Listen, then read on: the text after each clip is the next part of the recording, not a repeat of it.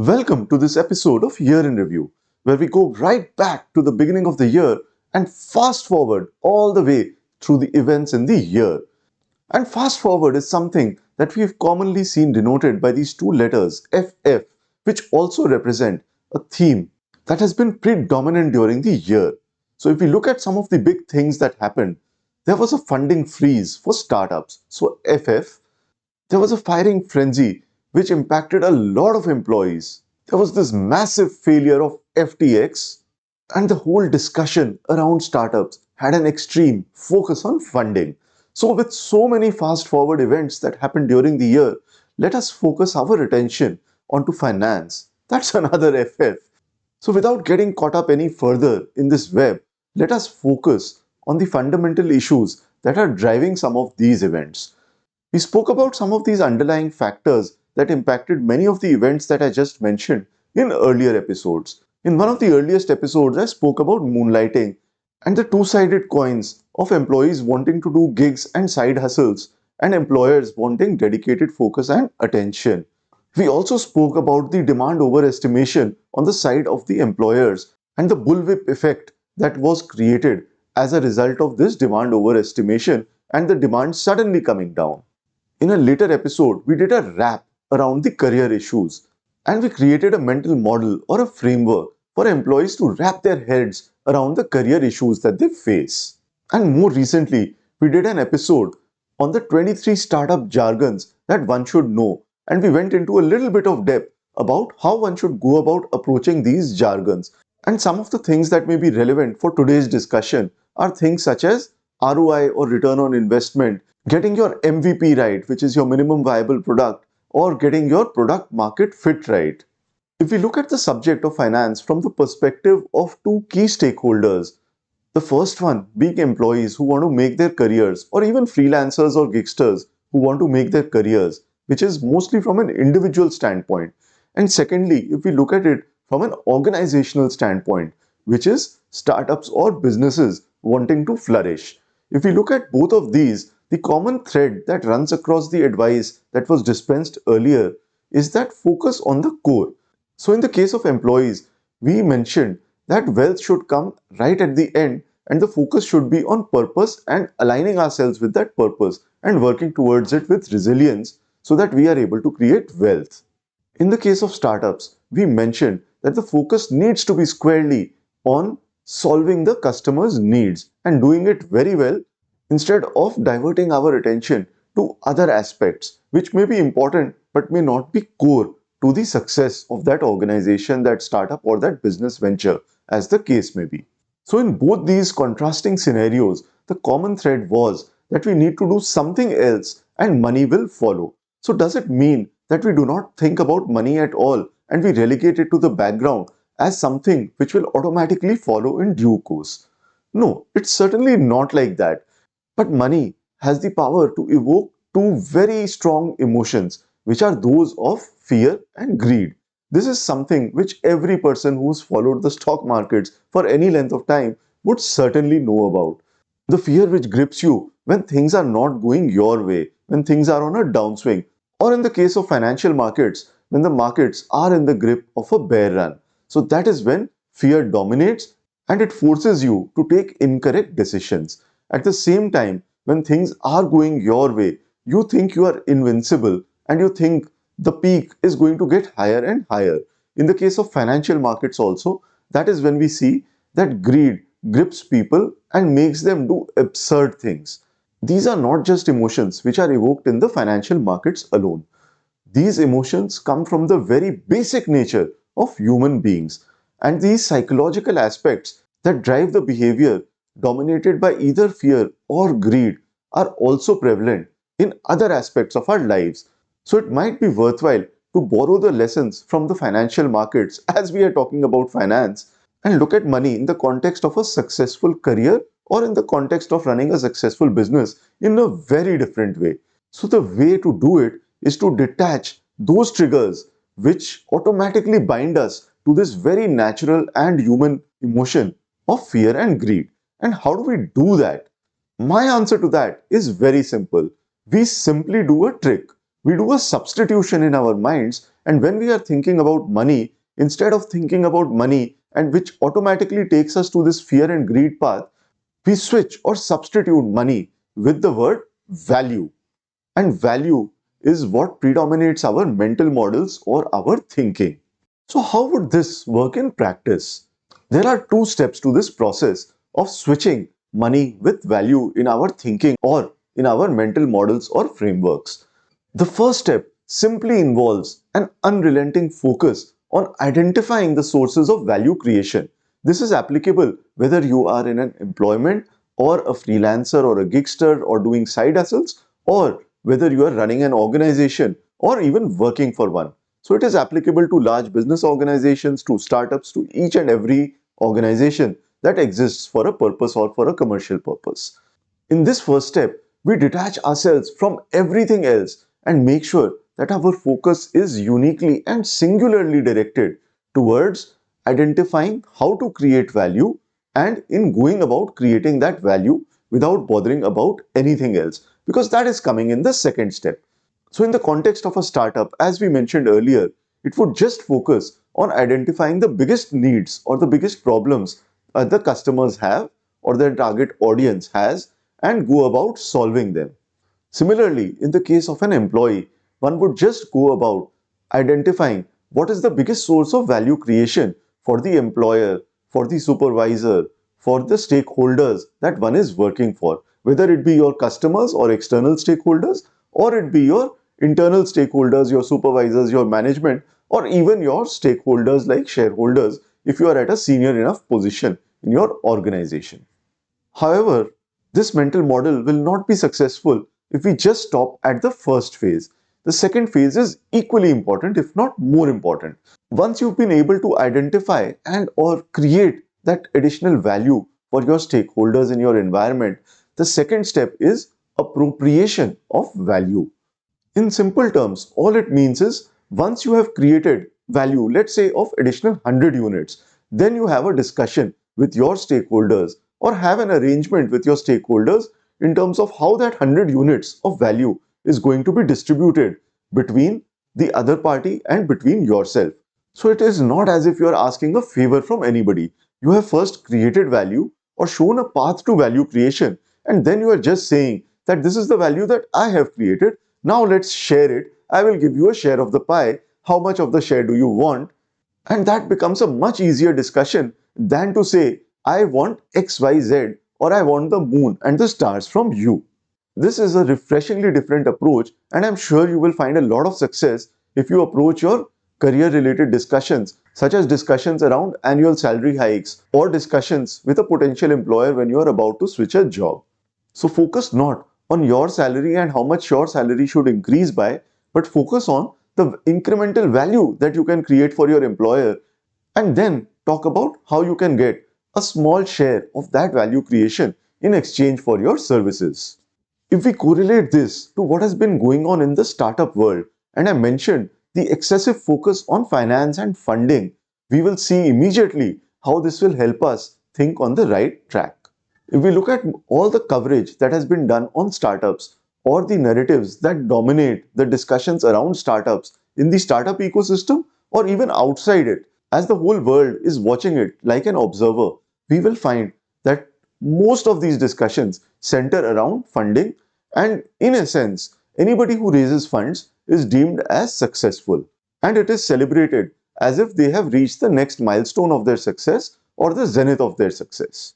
But if we juxtapose this on top of our mental model or framework to think about value in two steps, identifying sources of value creation and going about creating that value and appropriating that value, how does raising a fund fit into any one of these two phases of value creation or value appropriation? The answer is that it does not. Raising funds is not a source of value creation. Raising funds is only an enabler for you to do more of what you were supposed to do so that you are able to go ahead and create value. But is it the only way? The answer is clearly no. There are many ways in which you can go about focusing on your core, identifying and solving the customer's problems without really requiring too much of capital, even if it is a business model where everybody in the world is raising tons of capital. And why do I say that? You only have to lift the veil from the surface and look at under the hood. What is it that the startups are typically trying to do with the funds that they have raised? So let us take the example of a direct to consumer or a D2C company or an internet based retailer which has raised funds. What does it do with the subsequent rounds of funding? Apart from building the platform, which is certainly a legitimate way in which you can create that platform so that you are able to cater to a large volume of customers, you also spend a lot of money on giving deep discounts to your customers so that they are able to come to your platform. Is that a source of everlasting value creation? Will it result in an altered consumer behavior where the consumer will either get value from that deep discount on a permanent basis, or will it increase customer affinity or loyalty to a point where you are getting a value by the customer being sticky to your platform or your organization or your brand? I have my own opinions on what this will result in, but I leave for you to think about what this will result in. Instead of approaching the market through this deep discounting route just because others are doing the same, can we think of other white spaces, other unsolved needs or problems of the customer that maybe other people are not thinking about? The online retail or the organized retail is only a very, very small or minuscule fraction of the retail market. The retail market is huge, and 90% of the volume, speaking anecdotally, in fact, it may even be more, happens outside of this organized retail or the internet retail in tier 1 or tier 2 cities where the startups have 90% of their focus. So you can see, if we change the lens from a funding lens or the lens of success that is used by mainstream media or society, we will automatically identify innumerable sources of value creation. And it will be much easier in a virgin territory to go about implementing those business models which can actually create this sort of value. And then it becomes a very easy discussion of how to appropriate that value. And extending this example of a direct to consumer or a retail business model, the value appropriation would happen at two stages. In the first stage, you would do the value appropriation vis-a-vis the customer. So instead of giving all the value and more to the customer by promising them deep discounts, you could say that I am solving a problem for you. This is the value that you as a customer attach to your problem getting solved. So let me have a very small proportion of that value. You still take 80% of that value home with you so that you are happy and you feel like a winner. And if I take that 20% of the value home, at least I am not suffering from negative unit economics. I am growing profitably and I have positive cash flows as well. And that is a way of completely reframing the way we articulate our business model, because we've not focused on funding and using that funding to grow and grow mindlessly, but we have switched our mental model to think about not just money, but about value, created value, and then gone about appropriating that value. So how does this replace the fear and greed paradigm?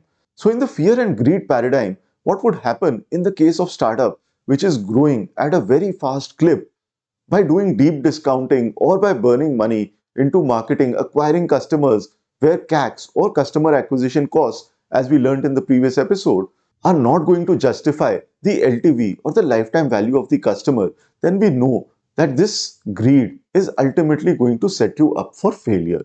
Instead of that, if we are switching our discussion around, maybe we pivot our business model to something else, we fine tune and create new value propositions, or we change our business model itself.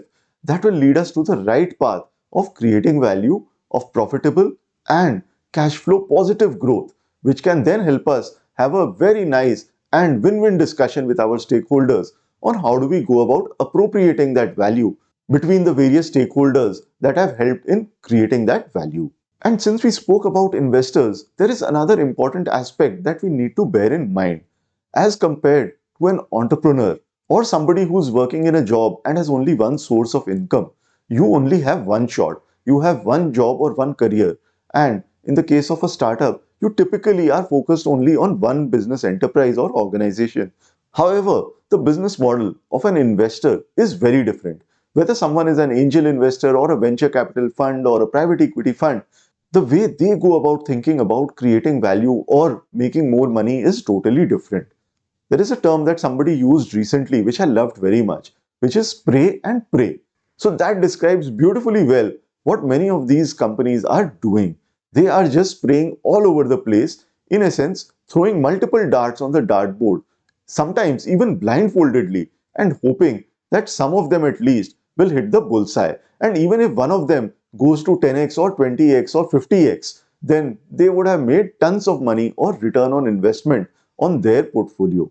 So, honestly speaking, do you think they care if you are one of those 20 people that they have put their money on and whether you succeed or not? No, their attention is going to be directed at making sure that those one or two candidates in their portfolio who have the potential to become 100x and who are on that path are able to do the same.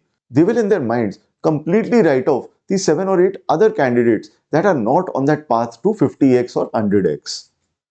And if you are one of those 7 or 8, which is most likely, even by probabilistic means, to be the scenario, then you know where you are heading. So instead of playing the game where you are much more likely to fail, play the game where you are much more likely to succeed. And if you succeed, it is not that you will make it small, you will surely make it big. Because in the first step of the model, you would have focused your attention on identifying the source of value creation that can lead to a lot of money on the table, because value is equal to money. The same one to money dichotomy that we saw between a startup entrepreneur and an investor also takes place in the case of employees who are building their careers. So typically in an organization, unless you have absolutely unique skills and your employer or the industry values you for those, you would have commoditized skills, or at the very bare minimum, skills which the employer will find in many other employees. So from the perspective of the employer, you are one of the many employees who can bring similar set of value proposition to the table. The fact of the matter is that in their eyes, you are just another cog in the wheel. Whereas for you, your cash flows, your job, your salary, your income, your revenue stream is the only thing that you have. Whereas in the case of the employer, your cost or your salary is just one of the many salaries or cost heads that they have to incur, which in their eyes is easily fungible or can immediately be stopped at their whims and fancies. As we saw in the case of the firing frenzy, where a lot of employers just fired or let go of employees because they predicted that the future demand is not going to be as high. And why did they do that? They did that because in the recent past, they had seen an occasion where the demand estimations had gone completely overboard and they ended up overestimating the demand. So they were on the fear cycle, and because things were on a downtrend and they were gripped by fear, they ended up taking decisions which probably at a later point in time they realized that they should not have taken, or at least the severity of the decision could have been tempered. So as an employee building a career, how do you go about addressing this? We've already given a lot of these answers in the earlier episode on the RAP model around the career framework, and I spoke about how you can borrow the concept of creating a portfolio from the finance or the portfolio theory in finance to looking at your own individual revenue streams. You can go ahead and watch that video in case you haven't already done so.